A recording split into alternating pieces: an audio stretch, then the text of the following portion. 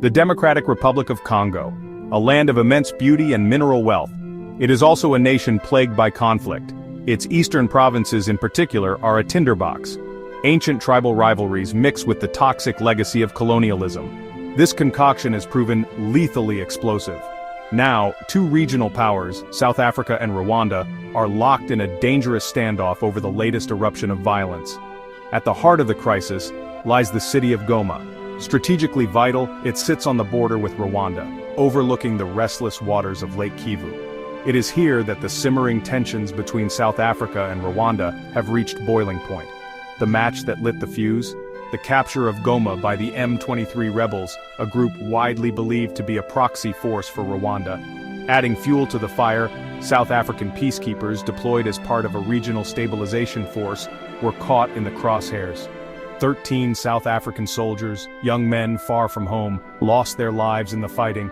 Their deaths have sent shockwaves through South Africa, a nation grappling with its own internal struggles.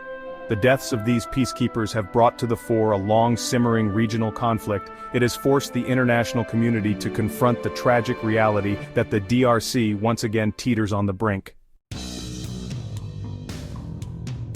The fall of Goma to the M23 rebels did not happen overnight. It was the culmination of months of escalating violence. The rebels, with their superior firepower and organization, gradually tightened their grip on the North Kivu province. Their advance sent tens of thousands of terrified civilians fleeing, their lives upended yet again. Goma, a city accustomed to conflict, braced itself. The Congolese army, weakened by corruption and low morale, appeared outmatched. The city's defenses crumbled under the weight of the rebel assault. The rebels entered Goma on a wave of fear and chaos. Eyewitness accounts spoke of looting, summary executions, and the widespread recruitment of child soldiers. The city, once a vibrant hub, fell silent. The rule of law, always tenuous, evaporated. The capture of Goma sent a clear message to the region and the world. The M23, once dismissed as a spent force, was back, and it had the backing of a powerful regional player, Rwanda. The news of the peacekeepers' deaths reached President Cyril Ramaphosa in Pretoria.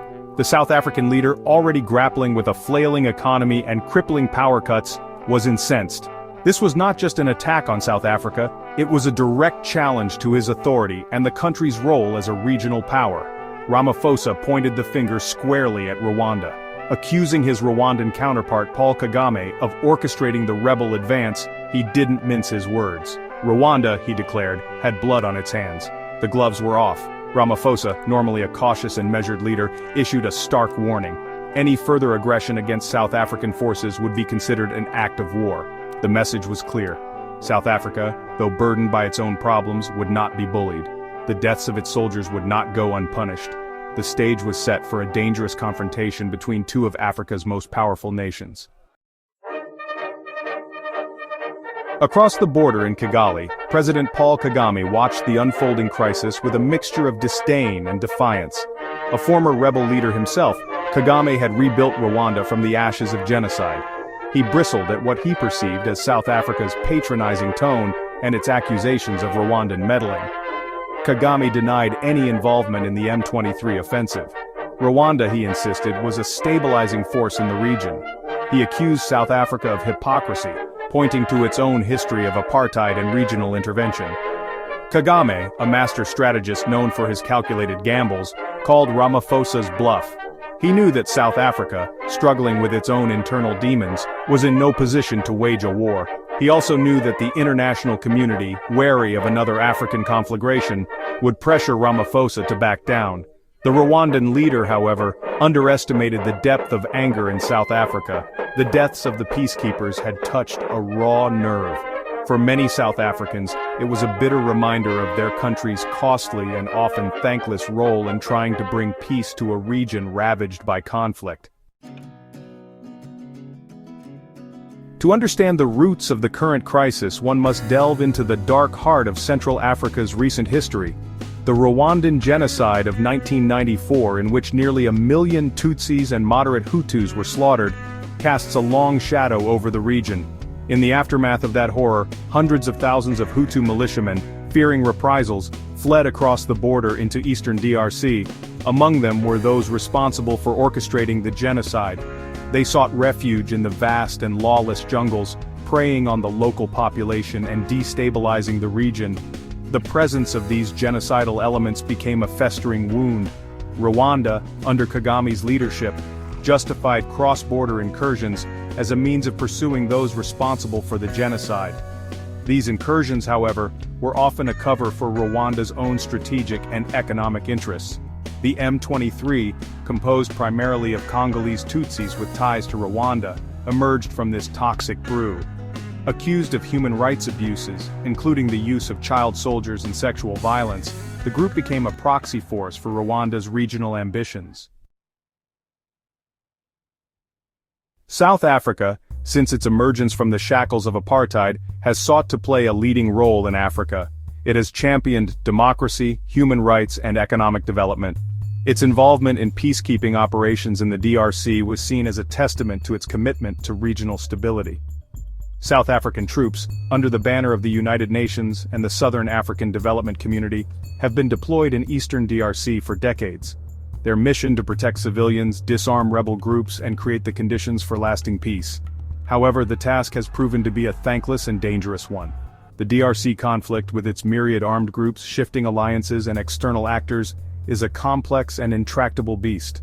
South African soldiers, often ill-equipped and under-resourced, have found themselves caught in the crossfire.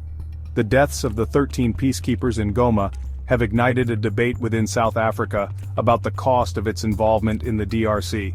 Some argue that South Africa, burdened by its own problems, can no longer afford to be the region's policeman.